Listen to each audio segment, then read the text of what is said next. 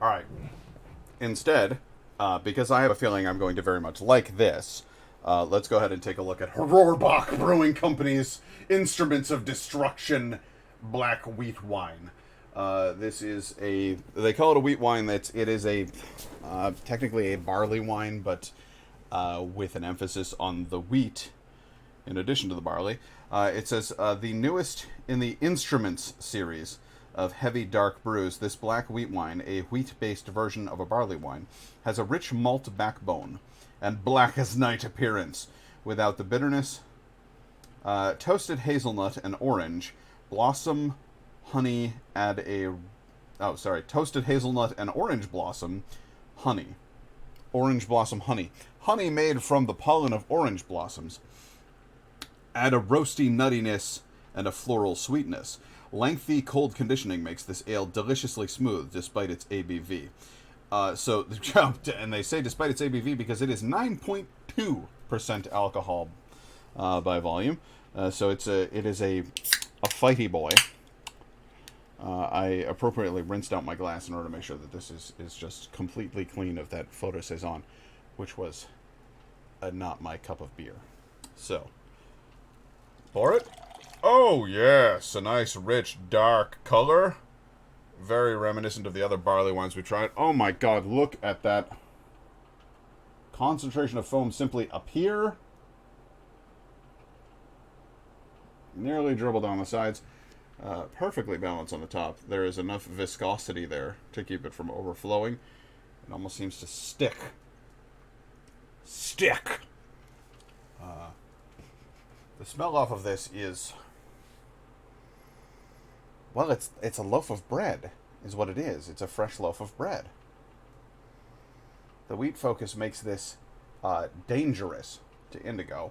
This would not be a good beer for her with her gluten intolerance. She had her gallbladder removed some years back, and her body does not process gluten the way that it used to, or indeed should. So we wind up in the situation where basically anything that's this weedy makes her tummy very unhappy. But it makes me very happy. I love gluten. So, my god, that's like my dad has a bread machine, a bread maker, and he makes these like oatmeal breads and stuff like that. That's the smell that I'm getting. You can smell the yeast, you can smell the wheat, and it just smells like a fresh baked loaf of bread. That's incredibly like enticing. Something very alluring about that. Reminds me of Columbus Bakery, which is a bread shop not too far from here. It's kind of a Syracuse staple. And I used to go there as a kid. My dad would take us there to get bread, and we would get pizza dough as well. And the nice men there would always give the kids some pizza dough to play with, I guess. I don't know. Just like a little lump of pizza dough. And you'd be like, "Grr," and you throw it at stuff, or you'd stick it in your mouth and go, nom, nom, nom, nom, nom, pizza dough. I don't know. We were weird. It was a strange time. Anyway, this is taking me back.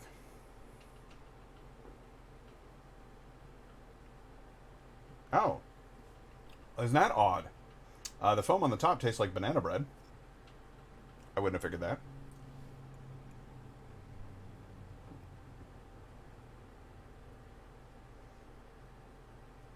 The beer itself also tastes lightly of banana bread, though the banana aspect is substantially lessened in the beer as compared to the head. Go ahead and top that boy off. There we go. Alright, so, full assessment. The darkest, richest of all beverages is barley wine. A wheat wine, even further so. I could put eggs in there, let her swim around, and you would not see her. She'd just be invisible because that stuff is pitch black. It's not syrupy, but it's thick.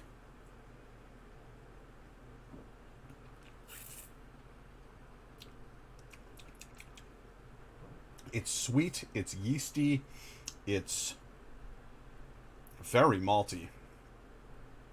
Almost cloyingly sweet.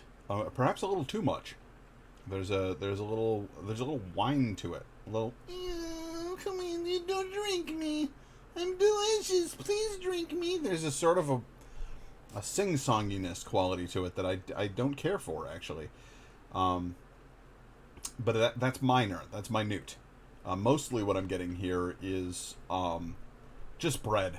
Just so much bread. Fresh baked bread for days. Which is great, but if I wanted fresh baked bread, I might consider eating some fresh baked bread. Now, if I wanted to get absolutely faced while eating bread, well, there's the root, isn't it? That's how you get there, because 9.2% alcohol by volume is just astronomical in the context of a beer. Not a beer, it's barley wine, but you get the idea. Nonetheless,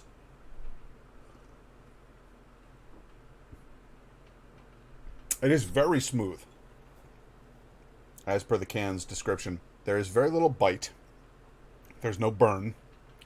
There's two notes to this song. There's a low, and then there's a, and that's what I'm getting. Is a 2-note tune here. Not a whole lot of complexity. I'm not getting any roasty notes. I'm not getting any hoppiness. I'm not getting any. There's not spices or anything like that.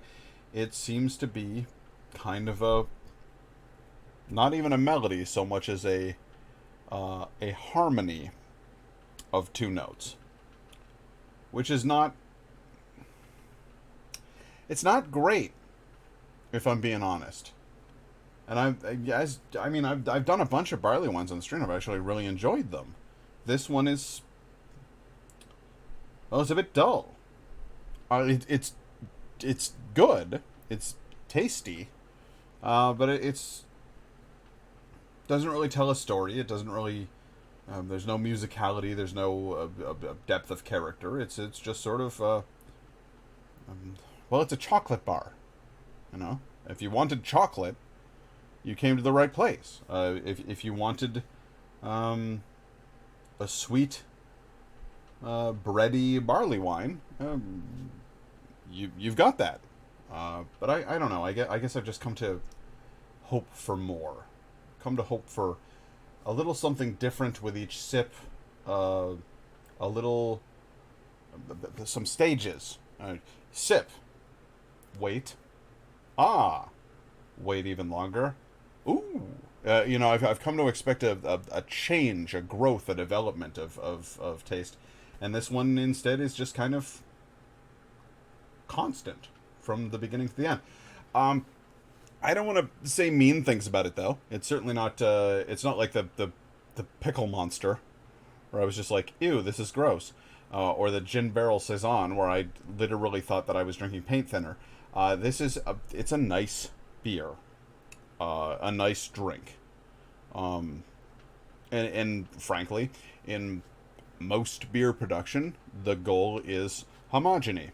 You would like the first sip of the glass to taste exactly the same as the last sip of the glass, and for each glass to taste identical to the others. That's mass production.